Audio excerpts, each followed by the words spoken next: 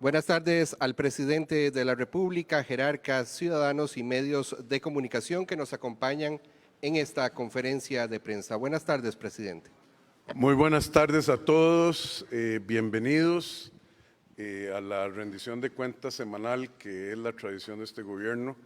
Yo les pido un poco de disculpas porque ando, como decimos los ticos, tocadito con una gripe, pero en la medida de lo posible prefiero no perderme la enorme oportunidad que significa para mí comunicarme con el pueblo de Costa Rica de manera directa cada miércoles. Entonces, aquí estamos y listos para empezar a rendir cuentas. Don Arnold, adelante.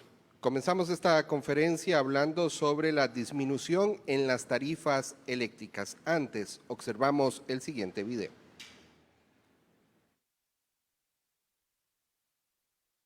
Hola, el ICE ha reducido la tarifa eléctrica en un 10% a partir del 1 de octubre y hasta el 31 de diciembre de este año.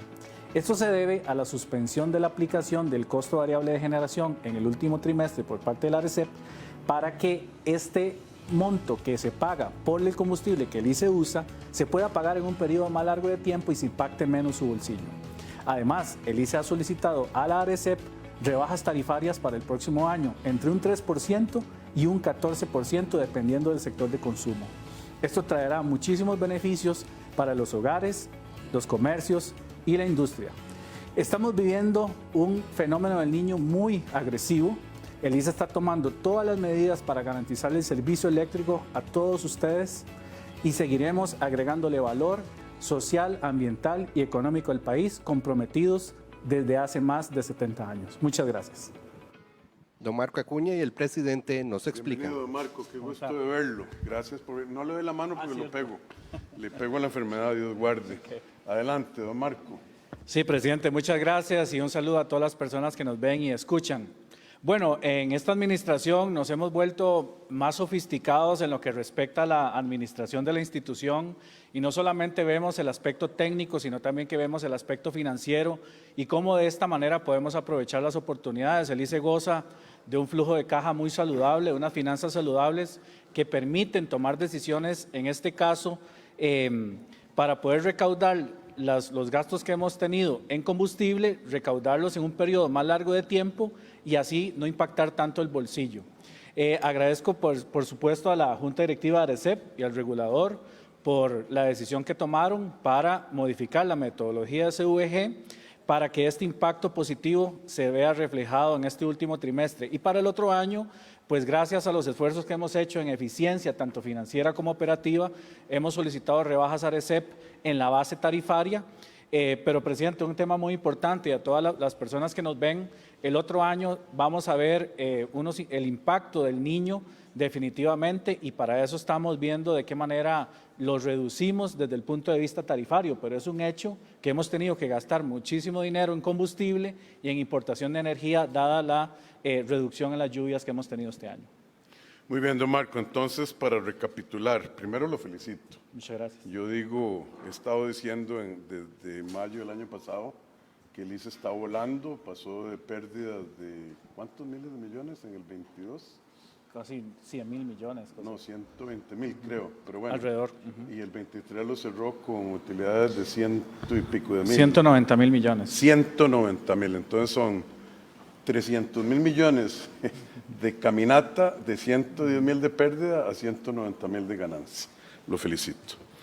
Me alegra oír que usted le propuso a ARECEP que en lugar de meterle un solo golpe, iba a decir guamazo, don Marco, un solo golpe a la tarifa, usted les propuso, y gracias a ARECEP por aceptarlo, que lo hiciéramos en tractos para no golpear a los consumidores y a las empresas.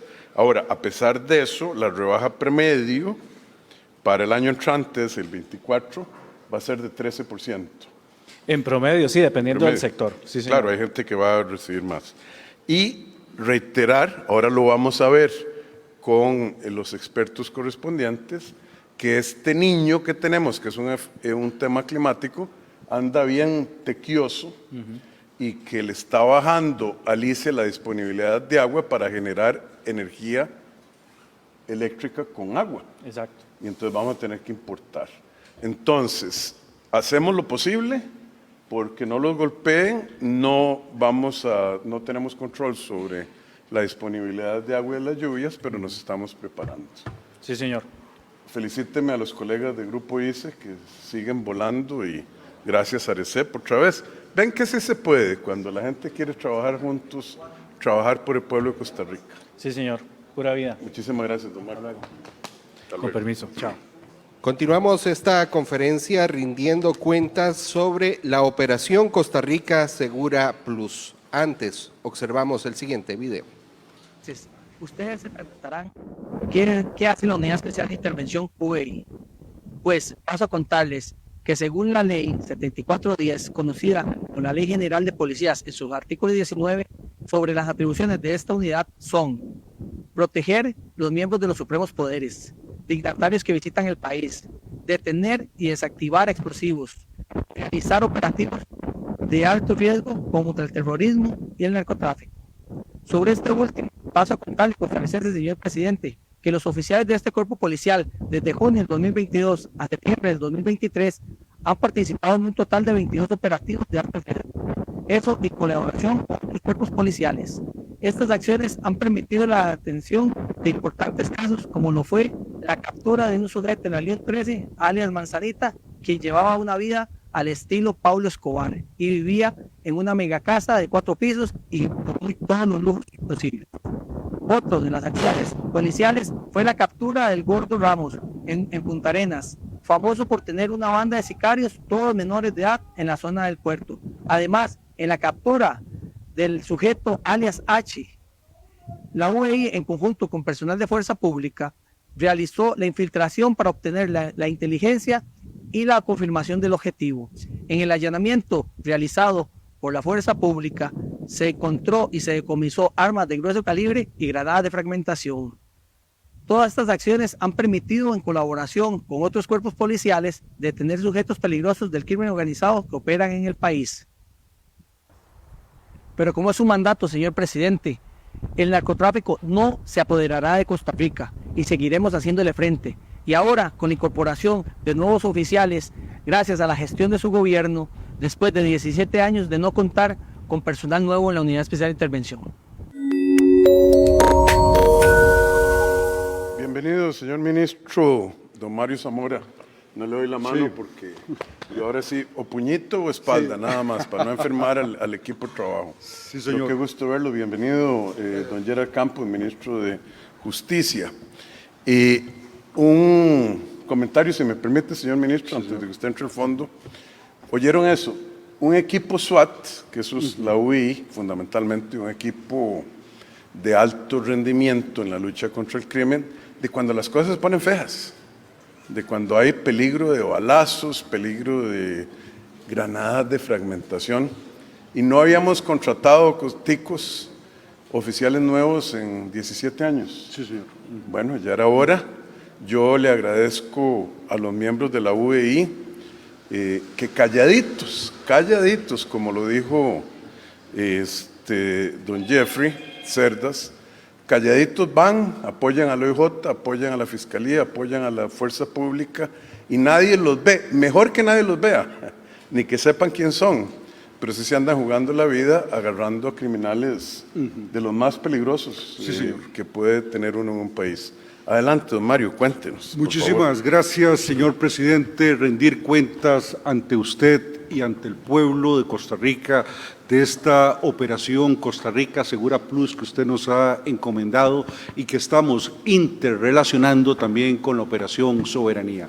Hemos hecho un trabajo en fronteras, no solo hemos detectado en estos días a un marero que fue debidamente detenido por los cuadros policiales de nuestro país y es una persona que cometió homicidio fuera de Costa Rica. En estas operaciones también de reforzamiento de nuestro escenario fronterizo se detuvo en Upala a través de la Policía de Fronteras 100 kilos de cocaína en una operación en que un grupo armado y dedicado al narcotráfico estaba ejerciendo sus labores. Señor presidente, hemos hecho especial atención en la lucha contra las personas que tienen armas de fuego y que pertenecen a esos grupos criminales.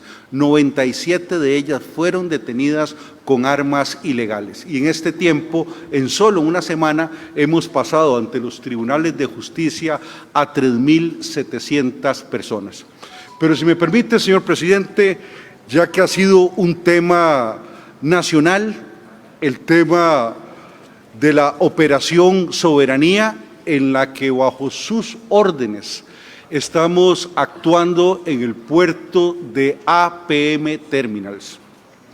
Debo primero ser muy enfático y decir con mucha determinación que esta es de las operaciones más exitosas que se han desarrollado en territorio costarricense. Los números lo acreditan y no es solo un escenario de eslogan, no es solo mera palabrería. En este asunto, las órdenes dadas corresponden con los hechos y las actuaciones operacionales de nuestra policía. Por supuesto, el proyecto tiene sus enemigos, señor presidente, así como los tuvimos en la etapa primera en que este proyecto empezó a darse en el muelle de APM Terminals, en donde se golpeó con camiones a los propios escáneres con el propósito de sacarlos de funcionamiento. No lo lograron del todo, pero sí afectaron en algo el comportamiento de este tipo de tecnologías. Pero, señor presidente, a quienes dudan de la determinación de este gobierno en la lucha antidrogas, hoy con estos datos se los acreditamos. Podemos regresar a la pantalla anterior, en donde se nota que antes de su entrada, señor presidente, se salía de APM Terminals 66 contenedores y es contaminados con cocaína hacia Europa. Y es desde que este gobierno asume que se nota un franco decrecimiento. Aquí los macronúmeros y la tendencia es lo importante a analizar, no actos aislados. Y esto demuestra la política consistente de enfrentar a las bandas del narcotráfico. Podemos pasar a la otra filmina, en donde se demuestra con estos hechos. Antes de la Operación Soberanía, los 3 meses antes de la Operación Soberanía, salieron de APM Terminals y de Costa Rica 17 contenedores contaminados con cocaína. En ese momento nadie habló, en ese momento a nadie le preocupó. Quienes hoy critican al proyecto de escáneres en esa misma época no hicieron absolutamente comentario alguno y hoy demostramos con números internacionales el éxito del proyecto Soberanía, porque cuando este se implementa, como veremos en la próxima filmina, hay un decrecimiento. Ahí aparecen 5 casos, señor presidente. El primero es del Gastón Kogan, es decir, Habdeba es una operación de un muelle que no tiene aún escáneres. ¿No salió de Moín? No, señor, no salió de APM Terminals. 3 que salieron de APM Terminals y un último que nos lo intentaron endosar. Grupos de prensa de forma malintencionada le intentaron imputar a este gobierno la llegada al puerto de Málaga de una carga contaminada que venía desde Ecuador con 4.5 toneladas de cocaína. Ahora vamos a ver en la próxima filmina lo que es el tracking justamente de ese contenedor que nos demuestra que salió de Guayaquil y nunca ingresó a Costa Rica. Sin embargo, las malas intenciones intentaron endosarnos ese trabajo. Números concretos que se demuestran en la siguiente filmina, en donde se demuestra esta variación de 18 contenedores versus 3 y sobre todo la cantidad que vamos a demostrar. Son casi, en la próxima filmina veremos, son casi 6 toneladas 3 meses antes de la Operación Soberanía, 1.800 para toda Costa Rica que salieron y que estamos trabajando en su corrección. Porque esta primera etapa de implementación genera, señor presidente, una serie de curvas de aprendizaje, pero sobre todo el ataque sistemático que han sufrido los contenedores, que estamos mejorando, como se verá en la próxima filmina, incorporando una serie de mejoras técnicas en los software, en el hardware y en toda la operación global, incluso incorporando escáneres de tecnología militar que permiten ver lo que anteriormente no nos dejaban ver los escáneres anteriores. Señor presidente, este es el resultado de una operación que usted ordenó y que pone a Costa Rica como los países más serios del mundo y que mayor esfuerzo están haciendo en la contención del crimen organizado. Muchas gracias, señor ministro. Aquí hay que hacer algunas reflexiones. Vea, el ministro dio los números. Y vean qué interesante, porque uno no sabe qué sale. Lo que sabe, lo que reportó usted es cuánto decomisaron los europeos los 3 meses antes de que nosotros empezáramos en esto. Sí, señor. Y los 3 meses después, y hay una caída meteórica. Sí, señor. Verdaderamente. Y usted lo dijo, hay gente que no quiere ver este programa progresar.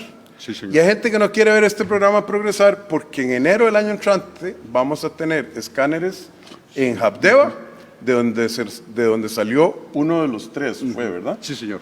Ok, Habdeba, ahí no hay contenedores todavía. Lo estamos vigilando, no piensen que se van a poder meter por ahí. Perdóneme. Escáneres, sí, perdón. Y los estamos vigilando, no piensen que se van a meter por ahí. Pero en enero vamos a tener en Caldera, en Habdeba, Sí, señor. en la frontera norte, Peñas Blancas, Tablillas. Peñas Blancas, en Tablillas, sí. Y cuando esté lista la aduana del sur, va a haber escáneres. Sí, señor. Y en Zigzaola. Y en Zigzaola. Pasaron muchísimos años sin que nadie quisiera entrarle a este problema con la tecnología y además el desplazamiento. Usted tiene 200 efectivos de la Sí, Fuerza señor. Pública en Moín. Sí, señor. Y sin embargo, y aquí es donde yo quiero decir, un señor de apellido Ledesma escribe un artículo en el Universal de México diciendo, como la canción, bueno, no me callo, no dejar que el refrío hable, diciendo que alguien le había dicho y que él había oído de que el gobierno de la República había negociado con narcotraficantes y que no tenía evidencia, no tenía indicios, no podía reportar ¿cómo se llama? Las fuentes, pero que se lo dijeron. Y el Universal de México, prensa hermana de La Nación de Costa Rica, son socios en varias sociedades, etcétera, publica eso, de un costarricense. Sí, señor. Y ahí empieza el replicar, narcogobierno. Cada vez que la selección de los malos, el equipo de los malos, metió un gol de esos 3, ¿verdad? Gritaban como que la selección de Costa Rica hubiera pasado a la siguiente etapa del campeonato mundial, como una celebración. Qué cosa más extraña. Contra Costa Rica. Sí, contra lo que le está haciendo el gobierno. Los medios ticos. Gol de los narcos. Aquí están los números. No declaran que hemos protegido, que hemos arriesgado, que estamos haciendo y que estamos invirtiendo. Entonces, este no es un gobierno como el que han querido. Yo sospecho, señor ministro, que hay gente que quiere que nos salgamos del negocio de escanear 100% de lo que entra y sale del país. Eso es lo que yo sospecho y tratar de desprestigiar para que la batalla que están librando ustedes digan, bueno, no, ya para qué, si ni crédito nos están dando. Dennos crédito, no, señor ministro. Vamos a dejar hasta la última gota de sudor y sangre en esa cancha. Así es, señor presidente. Y lo vamos a seguir haciendo. Que Dios lo bendiga, lo Muchísimas felicito. gracias. Me encanta que sea claro. Costarricenses, seguimos. No hay otra. Gracias. Bienvenido, don Gerald. Gracias. Gracias, señor presidente. Y es que, apoyando lo que dijo el ministro de Seguridad, no se vale publicar noticias falsas y tampoco se vale averiguar la verdad. Hace 8 días acá dijimos que no podemos despedir a ningún servidor del sistema penitenciario porque hay un voto de la sala que lo impide porque dio curso a una acción de inconstitucionalidad. Y que simplemente dijeran, señor presidente, que usted y yo éramos mentirosos. Aquí no estamos mintiendo, señalamos el voto. La pregunta es, ¿por qué quieren decir que sí podemos despedir y que no lo estamos haciendo? Cuando no se puede y una orden mediante darle curso a una acción de inconstitucionalidad no lo impide. También vienen noticias falsas, señor presidente. Ayer varios medios me consultaron que por qué estábamos ocultando la muerte de un policía penitenciario dentro del sistema penitenciario, que si no íbamos a sacar la información. Al día de hoy quiero aclarar que no ha muerto ningún compañero del sistema penitenciario, que lamentamos el fallecimiento de un compañero que venía de viaje de Panamá, le dio un infarto en la frontera y murió en Paso Canoas. Eso es diferente. Pero dar otra noticia que no es, no se vale. Y por eso yo sé que siempre venimos a decir lo que hacemos en el sistema penitenciario. Sí, esta semana hicimos muchos operativos, más de 100 en todos los centros. Decomisamos droga y un montón de cosas, pero ¿cuál es la evaluación de resultados, señor presidente? En el 2020 eran casi 6.000 denuncias por estafas. Hoy pedimos el informe al OIJ. En el 2021 se mantuvo, en el 2022 las bajamos a 5.000, en el 2023 las estamos bajando a menos de 3.400 y hoy, en octubre, cuando iniciamos el gobierno eran 621 en ese año. 621 denuncias por estafas operadas en los centros. Hoy tenemos controlados los centros y lo que el país está recibiendo por denuncias por estafas que operan fuera de los centros es un promedio de 122 en lo que va de octubre. Quiere decir que el trabajo serio y responsable ha servido en los centros penitenciarios para erradicar esa práctica de las estafas desde ahí adentro. Y bueno, yo creo que usted fue muy elocuente, don Gerald. Hay gente que miente, pero descaradamente, y la mentira más grande, ¿sabe qué es lo que me da tristeza? Que le digan a quien viene a dar cuentas, a quienes les permitiría que hicieran las preguntas acuciosas en este foro, no vienen a preguntar y nos dicen mentirosos. Entonces, nuestra obligación no es pelear. Yo no estoy peleando contra ningún medio en particular. Yo lo que le estoy diciendo a los costarricenses, y usted también, señor ministro, es que cuando nos digan mentirosos y estén mintiendo como ha sido hasta ahora, esperen que les demos respuesta. Porque si ustedes quieren minar, y ustedes saben a quién me refiero, a quién le estoy hablando, si ustedes quieren minar la credibilidad del Estado, perdón, del gobierno, no lo van a lograr, porque nosotros vamos a seguir actuando muy bien y a reportarle a la ciudadanía. Por eso es que 71% de los costarricenses no le creen a los medios, ¿verdad? Porque A los que dicen mentiras. porque saben que están diciendo mentiras o mal informando. Entonces, no se trata de pelear, compatriotas, es que nuestra obligación es informarle a usted, porque pareciera que esta fuente de información es honesta y directa y nosotros tenemos la obligación de rendir cuentas. Así es, señor. Ministros, muchísimas gracias. A la orden. No todo está color de rosa, la batalla es dura, pero nosotros no aflojamos. Así es. Muchas gracias, que Dios los bendiga. Continuamos y ahora vamos a hablar sobre el fenómeno del Niño.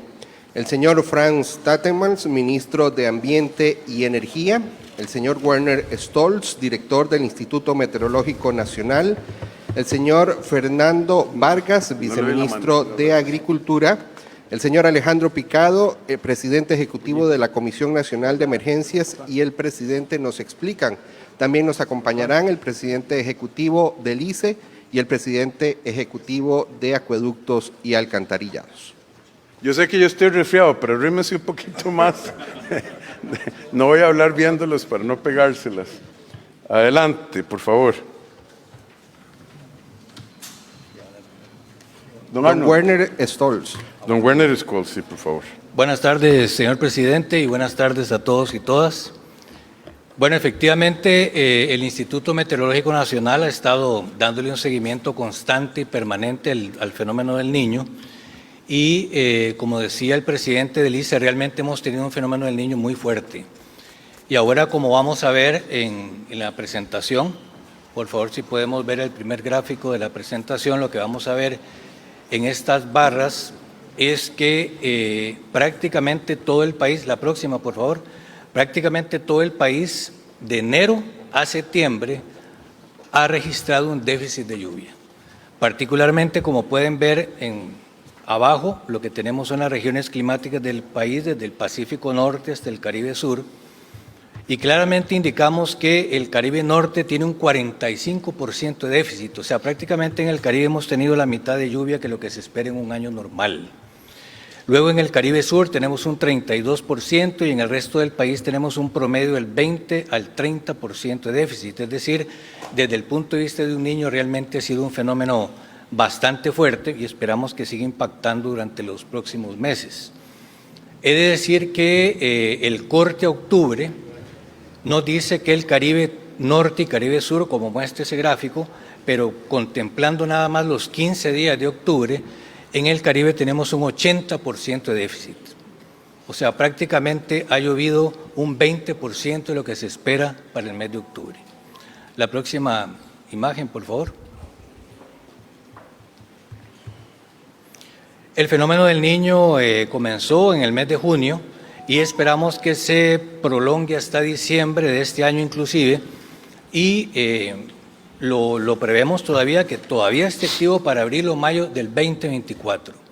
Es decir, que el fenómeno del Niño no solamente está afectando la estación lluviosa como tal en el Valle Central y en el Pacífico, sino también va a afectar no solamente la estación seca, sino la distribución de lluvias en el Caribe para lo que resta del año, y para el 2024 va a afectar todo lo que es la primera parte de la estación seca y el inicio de la estación lluviosa del 2024. Así que es un fenómeno del Niño que prácticamente va a tener una duración de más de un año. En la próxima imagen lo que podemos ver es cómo ha afectado en su totalidad, señor presidente, ese mapa que estamos viendo ahí en rojo es la sequía meteorológica, en donde claramente se ve que toda la vertiente del Caribe tiene un déficit de lluvia, incluido el Pacífico Norte, en menor medida el Pacífico Central y el Pacífico Sur, pero realmente es un fenómeno que ha afectado la mayor parte del país, y en este último mapa incluimos Cartago, que ha tenido un déficit sustantivo en las lluvias. Y el próximo mapa, en lo que estamos viendo, en lo que respecta al pronóstico para los próximos meses, recordemos que estamos haciendo un pronóstico para noviembre, diciembre y enero del 2024, seguimos previendo que el Caribe, en su totalidad, incluida la zona norte, tenga un déficit de lluvia del 15 al 20%. Es decir, que prácticamente seguiremos registrando un déficit el resto del año. Prevemos un aumento que siga la temperatura más alta de lo normal, como lo hemos tenido en este año. Y también recordemos que ya en noviembre estamos en ese mes de transición a la estación seca, y por lo tanto el fenómeno del Niño no solamente va a afectar en la parte del Caribe, sino que todo el país aumentando las temperaturas. Entonces, básicamente es un fenómeno que no solamente nos va a afectar este año, sino que todavía lo prevemos para mayo del 2024. Ese sería el reporte, presidente. Ok, importantísimo que todos los costarricenses sepamos lo que está pasando. Este es un fenómeno global, está afectando la agricultura, la generación de electricidad, la irregularidad de lluvias, desastres, etcétera. Ténganlo presente porque tenemos que irnos preparando como sociedad para actuar. ¿Alguien más, don Arnold, va a dar, creo que... Don Franz, señor presidente. Don Franz Tattenbach, adelante. Bienvenido, ministro. Muchas gracias, señor presidente. Efectivamente, señor presidente, tenemos que irnos preparando. Aquí se ha anunciado desde hace varios meses ya, con la llegada de este fenómeno del Niño, desde el MINAE y las instituciones que nos acompañan, hacemos un llamado a cuidar el recurso hídrico y a cuidar el recurso energético. O sea, el país debe adaptarse a los efectos del cambio climático, y el Niño, que ahora por crisis climática se nos vuelve más recurrente en el tiempo. Eso es lo que... Entonces, esta respuesta es importante.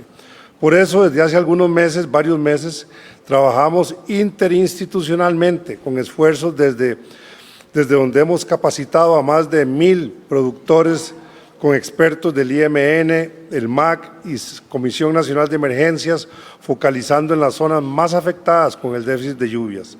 Tendremos también capacitaciones con el sector turístico, con el apoyo del ICT y el IMN. Por otro lado, estamos adelantando la temporada de incendios forestales para inicios de diciembre del 2023 y no en enero como ha sido la costumbre, por lo que ya tenemos listas las brigadas de bomberos forestales que me acompañan, compañeros de las brigadas, valientes funcionarios del Cuerpo de Bomberos que están con nosotros forestales, el SINAC, para atender las emergencias que hemos iniciado con conversaciones, inclusive con países amigos, que tenemos una colaboración para atender emergencias de una manera internacional, algunas veces con voluntarios, otras veces con equipo. Recientemente ustedes se enteraron de que estuvimos colaborando con Canadá. Canadá colabora con nosotros también de múltiples maneras.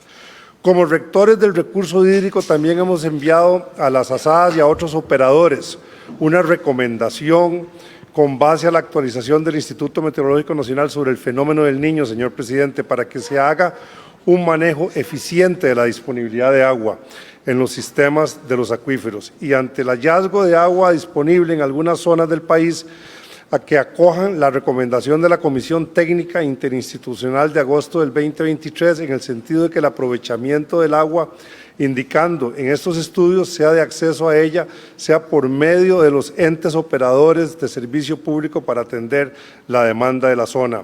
Se ordenó a la Dirección de Aguas del MINAE que el agua disponible identificada, señor presidente, en estos estudios citados, sea inscrita para los entes operadores de sistemas de acueductos y en apego a la demanda del agua justificada y en cumplimiento de los procedimientos que se dispone por ley y especialmente para consumo humano.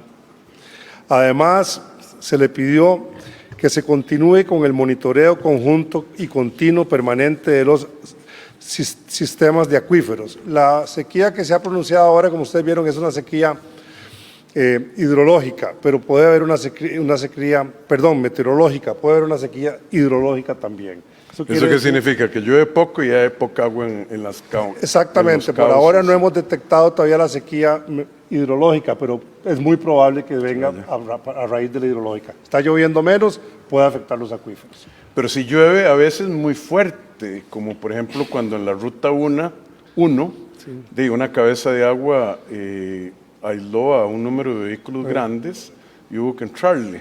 Entonces la gente dice, hay una contradicción. No necesariamente. ¿Quién explica eso? ¿Don Werner o usted? Don Werner técnicamente, pero yo lo voy a explicar de otra manera, presidente. Sí, por favor. Esa contradicción es que está lloviendo, pero ya hay sequía en lo que ha llovido. Ha llovido menos de lo que hubiera llovido Exacto. a esta altura en un año normal. Entonces, esa sequía ya nos está afectando.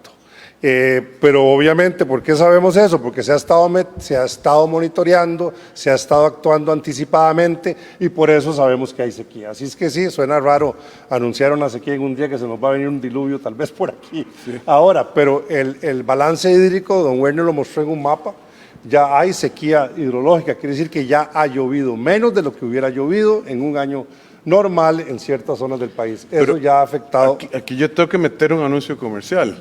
Porque hay gente que puede decir, los 700 millones para reparar la infraestructura en riesgo inminente tal vez no hagan tanta falta porque no va a llover tanto. Al revés, es el momento de trabajar en eso. Primero, porque si bien es cierto, llueve menos en promedio, no significa que aguaceros específicos no puedan causar desastres. Y como decía mi abuelita, el techo se arregla cuando no está lloviendo. ¿Verdad? Y hay gente que piensa que hay que esperarse a que se vengan las emergencias para actuar y eso no es responsable. No, señor presidente. Igualmente, en materia energética, estamos sacando algunas directrices adicionales a las que anunció don Marco, porque esto nos va a afectar y estamos tratando de ir un poco más allá en algunas cosas que tenemos a mano para evitar al máximo quemar combustible fósil. ya sea por un impacto ambiental o por un impacto económico en las tarifas. Entonces estamos sacando una directriz y se está trabajando en ella, señor presidente, para ampliar la base de producción de energía ante esta emergencia, señor presidente. Sí, estamos actuando antes de que llueva, estamos reparando el techo. Ya cuando llueve es muy tarde. Así es que estamos actuando desde hace rato interinstitucionalmente, señor presidente. Muy bien, don Franz. Fernando Vargas, viceministro de Agricultura. Buenas tardes, señor presidente, y un saludo para todos. Bueno, efectivamente, desde el segundo trimestre de este año, hemos venido trabajando de forma interinstitucional en una comisión que está liderando la Comisión Nacional de Emergencias, que viene atendiendo específicamente el tema del fenómeno del Niño. Y desde esa fecha hasta este momento, el Ministerio de Agricultura y Ganadería, a través de todas sus dependencias, hemos estado brindando información, hemos estado también alertando sobre los impactos que tiene el fenómeno del Niño, hemos estado realizando alianzas estratégicas con cooperantes, con organismos internacionales, igualmente con el Instituto Meteorológico Nacional, que nos ha estado brindando información semana a semana sobre cómo evoluciona este fenómeno, y de igual forma también hemos tenido los expertos a nivel de todo el país en las diferentes charlas que hemos estado dando. Igualmente hemos tenido la participación del INTA, el SENASA, del SENAR, el SFE, el INA, que es importantísimo para nosotros en todas las capacitaciones que hemos estado dando. Igualmente organismos como Funde Cooperación, que no solo nos ha ayudado con las capacitaciones, sino también con recursos.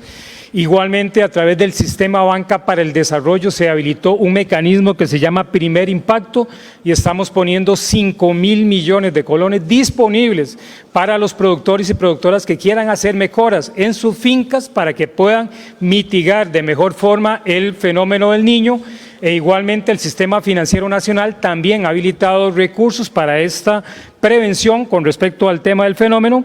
Hemos cubierto ya un poquito más de 5.000 productores en diferentes acciones de capacitación, comunicación e información.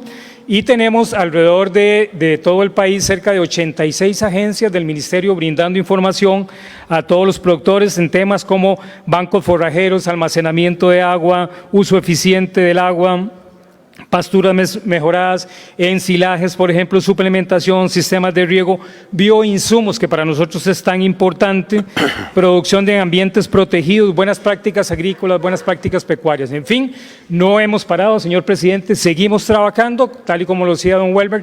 Esta es una acción que nos va a llevar hasta mayo del próximo año, y no podemos dejar a los productores atrás. Hay que seguirlos acompañando en este proceso. Fernando, señor viceministro, gracias. Finalmente, Alejandro Picado, presidente ejecutivo de la Comisión Nacional de Emergencias, tiene un importante anuncio de este tema. Muy buenas tardes, señor presidente. Buenas tardes para todas las personas que nos acompañan.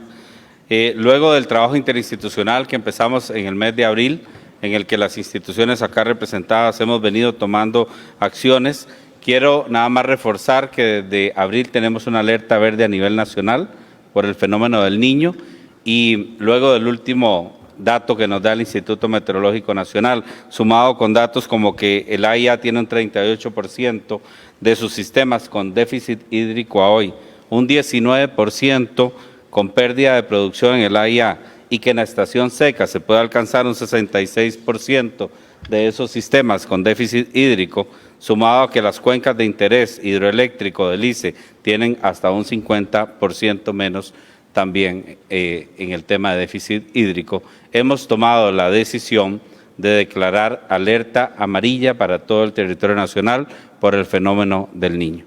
Continuaremos en el proceso de coordinación interinstitucional dándole el seguimiento necesario a este tema tan importante y que se prevé para el año entrante pueda justamente empeorar. Pero bueno, hoy estamos en advertencia, en concientizar, y vean qué clase de equipo tenemos, ¿verdad? En concientizar, pero eso no significa que no vayamos a trabajar en la medida de lo posible y con los recursos disponibles, que eso no lo determina el gobierno, lo determinan encuesta de moras, para prevenir el daño que esto pueda causar, minimizarlo y proteger a nuestra población, que es nuestra obligación principal. Que Dios los bendiga, equipo, los felicito. Un aplauso para ellos. Yo sé que están Gracias, trabajando señor presidente. muy duro. Y sigan adelante, por favor.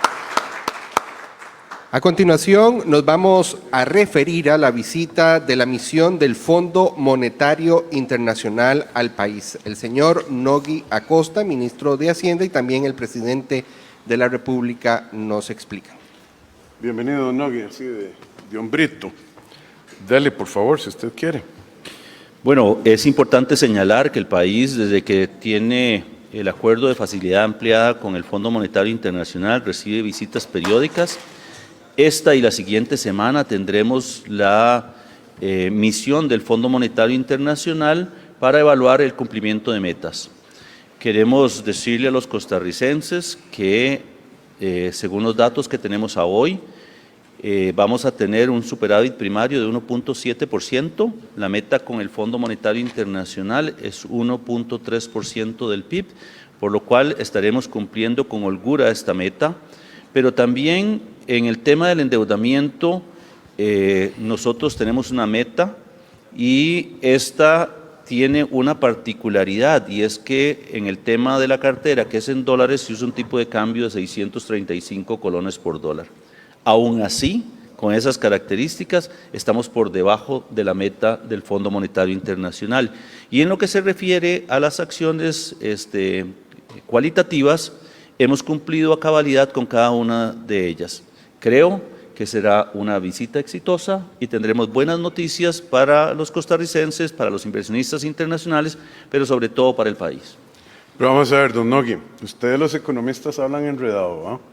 Ese es un chiste entre colegas. Vea, 1.7 de déficit de superávit primario. ¿Qué significa eso? Eso no es fácil de entender para la gente. Eso significa que usted de los 64,000 millones de pesos que tenemos más o menos, de dólares, ¿verdad? Ese es el Producto Interno Bruto. Sí, señor, aproximadamente. Va a agarrar un 1.7 de eso, digamos 1.800 millones de dólares. Sería, más o menos es eso. Son 810 mil millones de colones. Son... De saque cuentas, yo en eso, ya una vez, vez cometí un error multiplicando. No, pero sí tiene razón, ustedes son 1.200, 1.300. Va a agarrar 881 mil millones de colones y va a pagar la deuda. Eso es lo que significa, que va a amortizarle a lo que debemos todos juntos, ticos. Le vamos a dar al principal de la tarjeta. Y eso teníamos 17 años y llevamos varios años desde que efectivamente, señor a amortizar la tarjeta. Eso es muy bueno, entonces lo felicito. Número 2, nos vamos a graduar del fondo. Mire, yo creo que lo responsable para el país y para, digamos, la imagen que tenemos nosotros es entender que el acuerdo de facilidad ampliada nos dio una serie de parámetros que hemos venido cumpliendo y que lo que deberíamos hacer ahora es recoger los frutos de ese esfuerzo. Y recoger los frutos de ese esfuerzo es graduarnos, no seguir en un acuerdo de facilidad ampliada, pero sí tener la posibilidad de que el BID, dado esa graduación que hemos tenido, nos deje una contingencia por si eventualmente algo ocurre. Ok, pero ya no nos van a tener, digamos, ya nos vamos a tener cortos, sino metas. que nosotros nos vamos a portar responsablemente como lo hemos hecho. Pudimos haber roto el convenio, porque aquí no se trata de que venga alguien por la fuerza, pero vamos a seguir con esa disciplina. Tercer punto, y aquí sí yo quiero conversarle a los costarricenses. Fíjense en Venezuela, una situación muy difícil de hiperinflación, de escaseces, etcétera, de devaluaciones de tipo de cambio violentas y rápidas. Esas cosas ocurren cuando los gobiernos se comportan, no los gobiernos, los estados, las leyes, los legisladores, los ministros, se comportan irresponsablemente. El Banco Central empieza a imprimir plata, entonces la plata pierde su valor. El gobierno empieza a incurrir en déficits, deja de cobrar impuestos para ciertos grupos. Aquí el llamado que yo hago hoy, que estamos discutiendo el presupuesto de la República para el año 2024, es que el hecho de que le podamos meter 881 mil millones, ¿le oí, señor? 810 mil millones. 810 mil millones a la deuda, no significa que podamos salir a hacer fiesta y hacer un óleo de dinero, porque el saldo de la deuda, ¿cuántos miles de millones nos queda por pagar? A ver, en las cifras que tenemos hoy, estamos en una relación deuda-PIB del 60.4%. Más o menos 36 mil millones de dólares en números así redondones. Más o menos, sí, señor. Todavía vamos a deber 36 mil millones de dólares.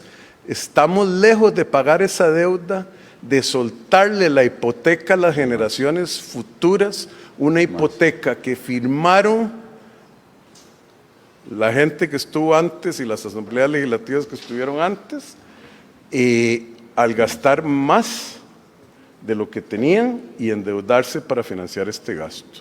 Nosotros esperamos que el país continúe siendo responsable, que proteja a la población del impuesto de la inflación, de variaciones violentas del tipo de cambio, etcétera. Y lo felicito, señor ministro. Usted a veces me pone freno a mano. Yo creo que es lo responsable, señor presidente. Y yo le voy a decir algo que es bien importante en relación con esto. El país no se puede dar el lujo de estar bien y de dejar el compromiso. Esto es similar a las personas que les dan un tratamiento y que son 7 días que tienen que tomarlo y resulta que al día 5 se sienten bien y lo dejan. Las consecuencias pueden ser graves y por eso coincido con usted en el llamado a la Asamblea Legislativa para tener mucho cuidado con el tema de la recaudación de impuestos. Cada vez se ha venido desacelerando este proceso y hacerle huecos a los proyectos fiscales tiene consecuencias. Bien lo dijo usted, esas realidades de esos países se basan en un gasto desmedido o en la incapacidad de cobrar impuestos para poder hacerle frente a los gastos. Bueno, no, yo no le hice llamado solo a la Asamblea Legislativa, yo al país, a todos, a cada ciudadana, a cada ciudadano. El impuesto más injusto que ha inventado el ser humano es la inflación, porque afecta a los más golpeados. Si no, vayan, pregúntenle al pueblo de Argentina, Argentina que es un caso están terrible. sufriendo por años de años, esperando a un ministro de Hacienda como don Nogui Acosta. Muchas gracias, don Nogui. Que Dios lo bendiga.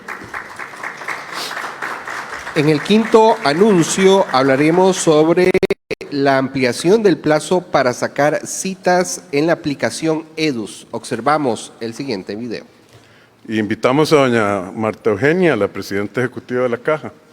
Bienvenida, doña Marta. Un abracito así de medio lado. Voy para el otro lado. Muchas gracias. Adelante.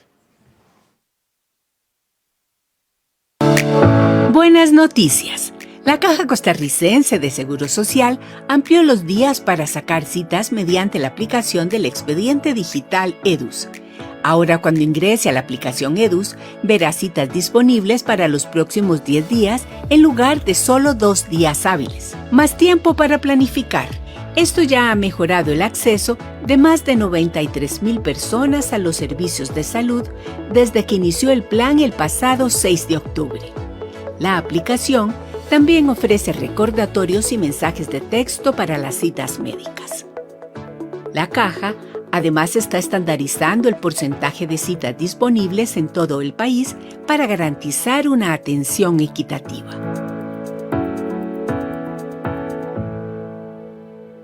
Estas iniciativas permitirán reducir el impacto que tenían personas inescrupulosas que, como gavilanes, se aprovechaban para lucrar con los espacios de citas. Todos estos cambios vienen a fortalecer el primer nivel de atención, lo que es fundamental para un mejor desempeño de la Caja y en la lucha con las listas de espera. Recuerde utilizar las citas de manera responsable y si no puede asistir, no olvide cancelar o reprogramar. Esto ayuda a aprovechar al máximo cupos en los CEBAIS. Trabajamos por una institución más eficiente y cercana. El presidente y la jerarca nos explican. Doña Marta Eugenia, por favor. Bueno, muy buenas tardes a todos y a todas. Realmente esta iniciativa arranca a partir del 5 de septiembre. Fue una especie de plan piloto para verificar qué estaba pasando con las citas, que ha sido una gran queja de hace muchos años. y descubrimos cosas muy interesantes que me gustaría compartir con todos. Por ejemplo, que tenemos más de 1,000 funcionarios de la caja que pueden hacer ajustes al EDUS. Entonces, por ejemplo, descubrimos que algunas regiones del país tenían bloqueada la posibilidad de sacar citas mediante el EDUS. Estas son citas de los EVAIS. De los EVAIS, primer nivel de atención. Primer nivel de atención, Y exactamente. por eso veíamos a las viejitas esas imágenes desgarradoras a las 3, 4 de la mañana, gente haciendo fila. De eso es de lo que se trata, ¿verdad? Justamente, presidente, Perfecto, justamente. O sea, realmente el compromiso que nosotros tenemos es que el primer nivel de atención llegue efectivamente a la ciudadanía. Este escenario no nos está incrementando la cantidad de cupos, pero estamos descubriendo cosas muy interesantes que tenemos que corregir. Yo debo decir que personas como la doctora Amador, del área de salud de Atenas, son un ejemplo institucional de cómo pensamos en hacer uso efectivo y eficiente del recurso.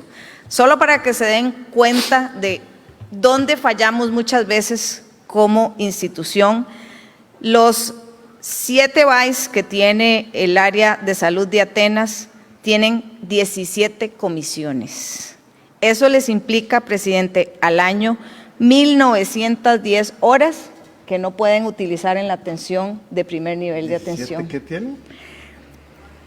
Usted dijo 7 EVAIS del área de salud. Sí, tienen 17. Ellos tienen 17 comisiones que nosotros mismas cajas creamos y los obligamos a tener horas que le quitan a la consulta. O sea, que los funcionarios tienen que ir a reunirse en alguna parte con dudosa productividad. Baja la productividad, porque se dedican a labores administrativas que no necesariamente están dándole un valor agregado a la productividad.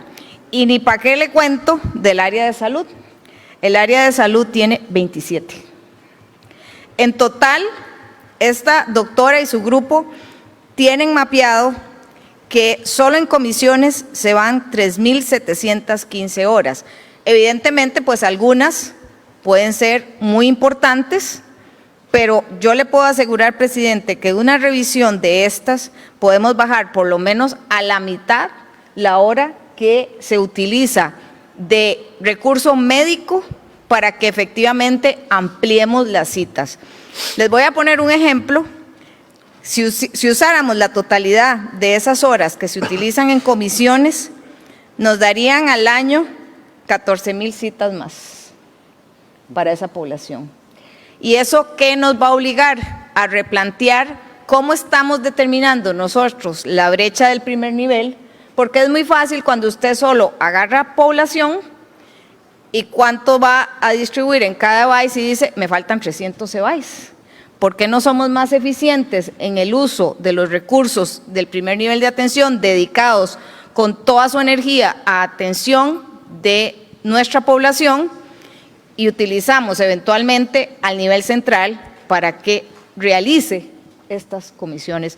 Así que, presidente, esto nos ha dado una evidencia de muchísimas mejoras que le podemos dar al primer nivel de atención, que tienen que ser, sin lugar a dudas, el centro de nuestro esfuerzo para poder mejorar la atención de la caja y, sin lugar a dudas, evitar que nuestra gente tenga que llegar a los hospitales. Ok, entonces, para ser concretos, doña Marta Eugenia, 93,000 nuevas citas, simplemente porque en el sistema dijeron podemos dar citas a más largo plazo. Antes Correcto. era, métase para sacar cita mañana y pasado. Punto. Entonces se acababa inmediatamente. Ahora, ¿a cuánto tiempo lo están ampliando? A 10 días y vamos a movernos a un mes. Vamos a intentar cambiar a un mes y esto le da la posibilidad, sin cercenar el derecho de las personas que tengan alguna brecha en el tema digital, esos espacios se van a reservar, pero aquí lo importante es que las personas utilicen esto responsablemente y que adicionalmente nosotros estemos avisándoles para que no se les olvide su fecha de cita. Y ya hicimos 93,000 citas médicas nuevas que de otra manera no hubiéramos podido dar. Eso es, ¿verdad que sí? Es un plus, así es. Son 110,000 a hoy. 110,000 a hoy, excelente. Y segundo, usted está revisando toda esa comisionitis, esa reunionitis, para que la gente Ampliar se cupos. pueda poner a hacer lo que ellos quieren hacer, que es dar servicios de salud primarios. Así es. ¿Cuándo sale con eso? Bueno, yo espero en un mes podérselo traer y decirle cuántos cupos adicionales más va a haber, no solo para el área de salud de Atenas y todos sus EBAIS, sino para todo el país. Muy bien. Tiene un desafío importante usted, doña Marta Eugenia. Más de uno. Adelante, por favor, no afloje. Gracias. Muchísimas gracias por venir. A partir de este momento vamos a iniciar con el periodo de consultas por parte de los medios de comunicación nacionales presenciales con Jeffrey Naranjo de Extra Formato. Gracias, muy buenos días a todos. Mi pregunta va en la línea de unas declaraciones que lanzó UNDECA esta semana acusando al gobierno, señalándolo de estar realizando una persecución política contra la Caja a raíz de la suspensión de directivos que se han venido dando en octubre del año pasado y en meses posteriores. Ellos afirman o dijeron de manera textual que lo que se busca es realizar estas destituciones para no pagar la deuda billonaria del gobierno con la Caja. Entonces mi consulta es qué medidas concretas ha tomado el gobierno para la reducción de deuda con la Caja Costarricense de Seguro Social, si hay algo presupuestados y de dónde vendrían los fondos para amortiguar ese pago de deuda. No, pero ahí usted, don Jeffrey, perdóneme, para tratar de entender cuál es la mejor manera de contestarle. Ahí hay dos preguntas. Una es, usted está pidiendo una respuesta a la afirmación absurda de personas que están bajo un proceso administrativo de destitución por errores y pecados gerenciales obvios y brillantes con el manejo de los recursos de la Caja de una manera absolutamente irresponsable. Y a eso yo le digo, ahí no hay un juicio político, hay un juicio a personas que estando en un puesto nombrado por el Consejo de Gobierno, tomaron decisiones absolutamente inadecuadas. Han tratado de paralizar el proceso de todas las maneras, y yo no sé si debería hablar yo de esto porque yo no debo hablar de esto, pero eso es un absurdo y una mentira, y nada tienen que ver esas personas con los montos de que le va a pagar la Caja, que Hacienda le va a pagar a la Caja. Entonces, adelante, don Nogui.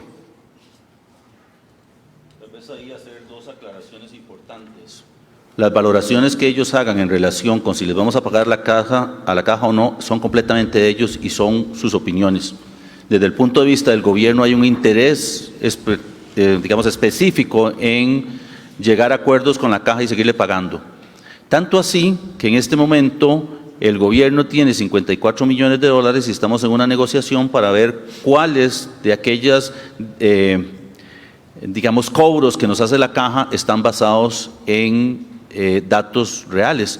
No sé si usted se vio o leyó en los últimos días una noticia en relación con cuáles son las situaciones que tienen las bases de datos en la Caja.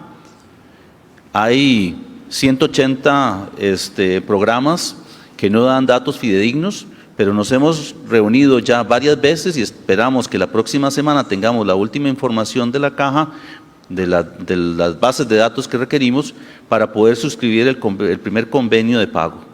Desde el punto de vista del gobierno, este ha sido el primero que tiene un interés legítimo en establecer un proceso de pago.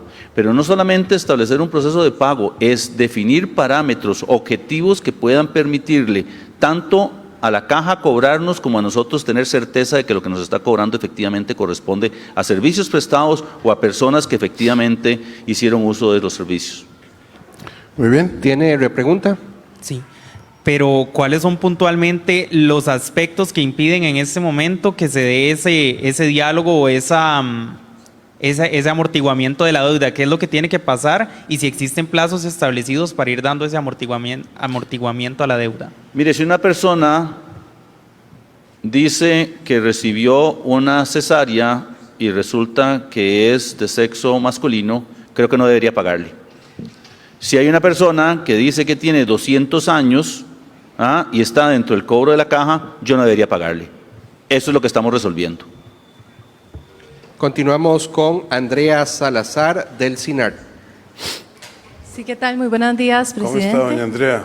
Y también a todos los presentes. Quería preguntarle sobre los beneficios que ha tenido Costa Rica del CAF y si también se está pensando en un futuro próximo sacar un nuevo crédito para algunos proyectos.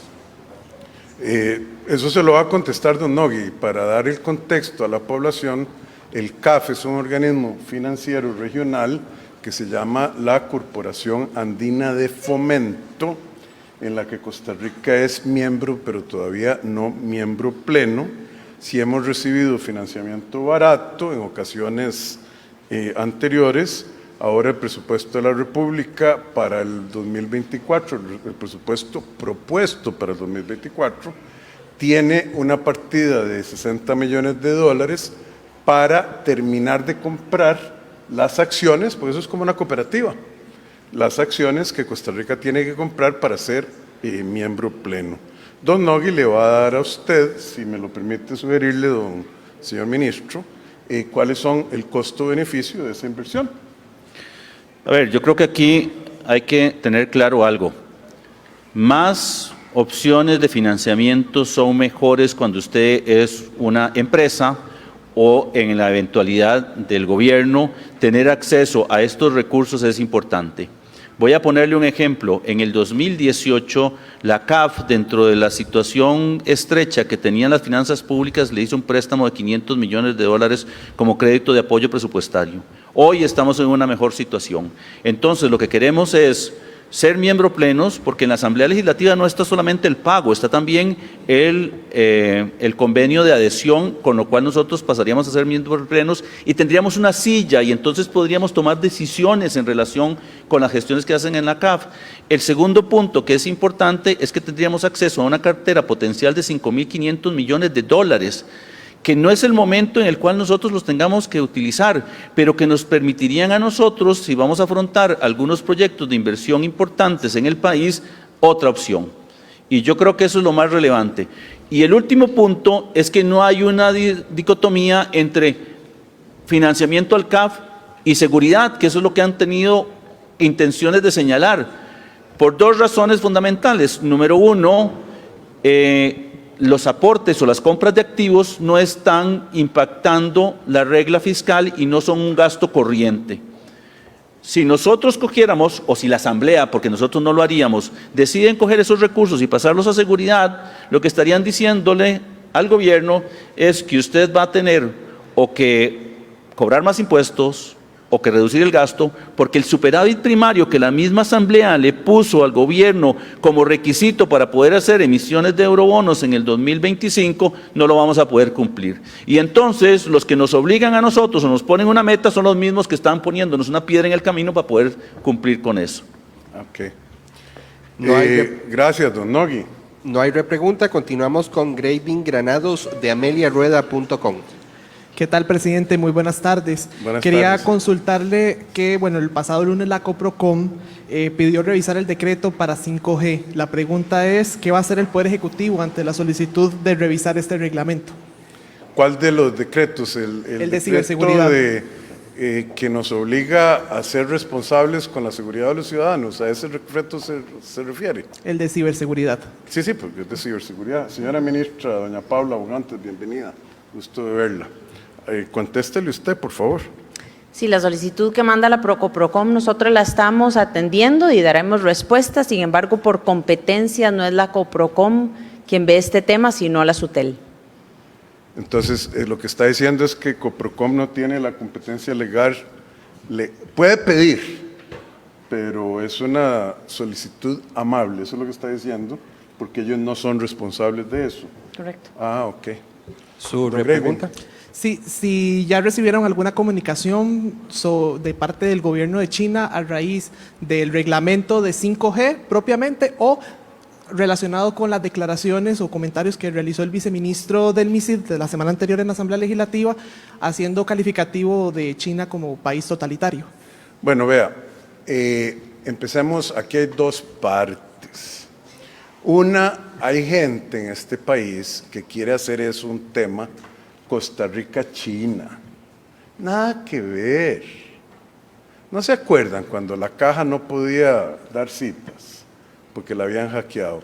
¿No se acuerdan cuando no podíamos pagarle a los maestros, profesores, educadores y tuvimos que hacerles adelantos de planilla porque la Tesorería Nacional no tenía los sistemas de pagos? ¿Qué será que no nos acordamos, ticos?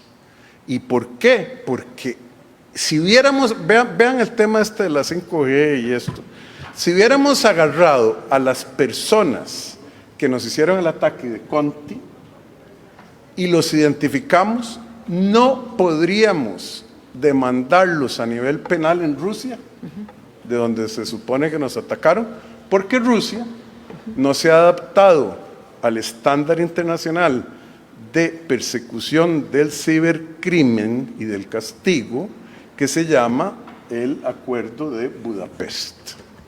Entonces no tiene nada que ver con China, ni tiene nada que ver con Rusia en particular, ni tiene nada que ver con Irán en particular, ni tiene nada que ver con Corea del Norte en particular. Tiene que ver con que los costarricenses tenemos que asegurarnos que no nos pongan de rodillas para que usted no pueda sacar plata de su tarjeta de cajero automático, para que no pueda usar SIMPE, para que no pueda pagar con tarjeta de crédito en un restaurante, para que no tenga que ir al supermercado, para que no se sepan sus notas o no pague sus impuestos, para no poderle pagar a la planilla pública. Sigo. Imagínense un mundo donde usted apague las computadoras. El día de hoy, 911, ¿qué? Waze. Hay que seguir. Esto no es Costa Rica, China, ni es Costa Rica, Rusia, ni es Costa Rica, Irán, ni es Costa Rica, Corea del Norte. Ustedes ven lo que estoy diciendo. Esto es, quien venga a poner equipo aquí de 5G, tiene que darnos la certeza de que este país no va a ser sujeto a un secuestro cibernético. ¿Cuáles son las consecuencias de eso? ¿Ya arreglaron lo que le pasó a Colombia y a Chile? No, todavía están en análisis Cuéntenos, del daño. cuénteles.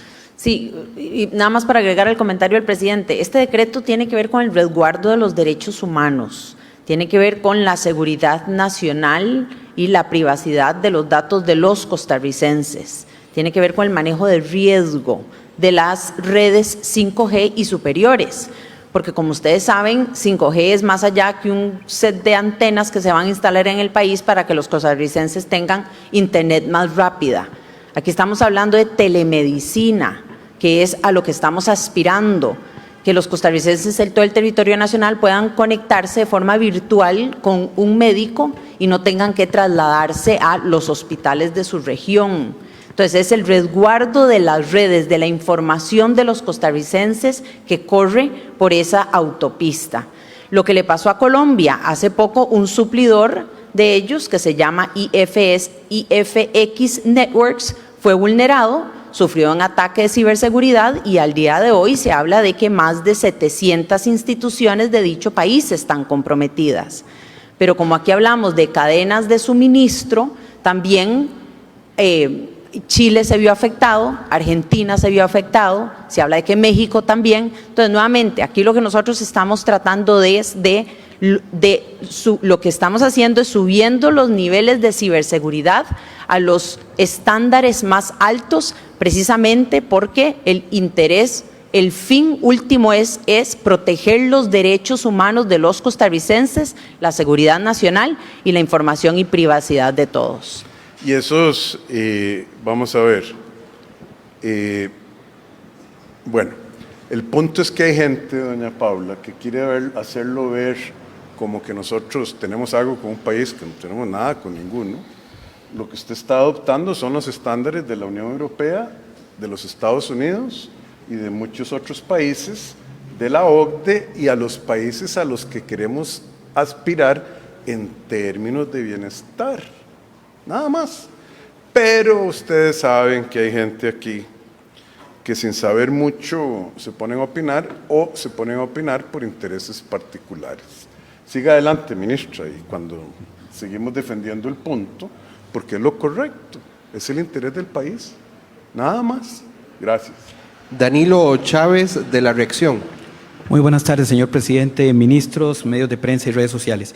Presidente, sobre este tema ya yo le he preguntado, le he consultado en el pasado, ya yo sé cuáles son sus reservas sobre extinción de dominio, las recuerdo porque usted ya me ha contestado, pero me pregunto si en el actual contexto de crisis de seguridad, una ley de extinción que ha funcionado en Colombia, en México y que hay como 20 años que funciona esta ley, si no sería un proyecto de ley rescatable. Y digo rescatable porque ya el proyecto murió en la Asamblea Legislativa. El único proyecto que había ya se archivó sin que ningún diputado, ni de gobierno, ni de oposición lo rescatara y ni el gobierno. Entonces, si se reformula este proyecto de ley para el combate al crimen organizado, si sería de interés en esta administración ese proyecto de ley o del todo no interesa. Gracias. Antes de que entre el señor ministro, que además es abogado y experto en el tema, don Danilo, yo le he dicho a usted que, bueno, echemos un paso para atrás. La lucha contra el narcotráfico es frontal, nosotros no negociamos con ellos, les estamos quitando flujo de caja a través de nuestra operación Soberanía. Y eso está clarísimo con los números que dio y la evidencia clara. Quitarles los beneficios de su actividad criminal, es decir, quitarles las fincas que compraron, los carros de lujo que compraron, los yates, los depósitos bancarios, las joyas, el arte, sería fabuloso y merecido. El tema es cómo, porque de la misma manera que si alguien, imagínense que el señor ministro agarre a alguien que tiene apariencia de narcotráfico, camina como narcotraficante, come como narcotraficante, huele a narcotraficante, etc. Y él dice, narcotraficante, lo agarro y lo meto a la cárcel sin un proceso, él estaría violando derechos fundamentales. Entonces, aquí la pregunta es, ¿cómo quitarle el beneficio de la actividad ilegal a alguien sin violar derechos fundamentales? Por eso a mí lo que me ha preocupado de la ley, porque usted me preguntó hace tiempo, cuando yo era candidato, creo, a principios de gobierno, si alguien administrativamente dice, esto es mío, con permiso, señor ministro, ya me lo dejo, vaya a la corte a demostrar que usted lo compró y con problemas de credibilidad del Poder Judicial y problemas de credibilidad en las entidades administrativas. Es peligroso. Sería bueno tenerlo. ¿El qué? Totalmente de acuerdo. El cómo es lo que hay que pensar, señor ministro, perdón.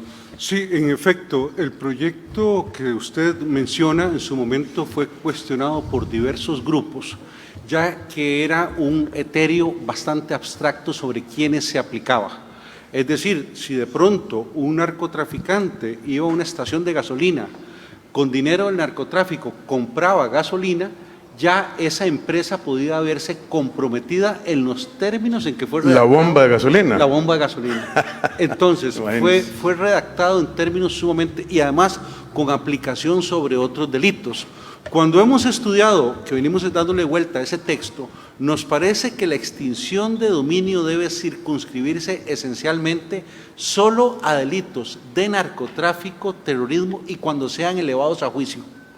Es decir, cuando haya un grado de probabilidad alto de que ese sujeto que está vinculado con una actividad de narcotráfico se eleva a juicio, lo cual quiere decir que hay la suficiente prueba y evidencia, no es especulativo, no es sospechoso. Entonces, en esos casos sí se permitiría que por parte del juez no solo analice la conducta delictiva que infracciona el Código Penal, sino en paralelo se vería la adquisición de bienes que ese mismo sujeto narcotraficante hizo. Esos son escenarios de mejora que estamos trabajando en varios proyectos que aún no han sido presentados. Muy bien, pero estamos esperando los 5 que ya presentamos para seguir con los otros, ¿verdad? Sí, señor. A ver qué decide la Asamblea, porque ¿para qué ahogar la comisión correspondiente con proyectos adicionales si han tenido dificultades en dictaminar los proyectos que ya les enviamos, más otros que ellos dicen están ahí? Uno se pone los pantalones en la mañana, don Danilo, una pierna a la vez, ¿verdad? 2 se cae y se puede golpear. Entonces estamos esperando eso. Pero muy bien, señor ministro. Muy bien. Perdón, no. Sí, un comentario.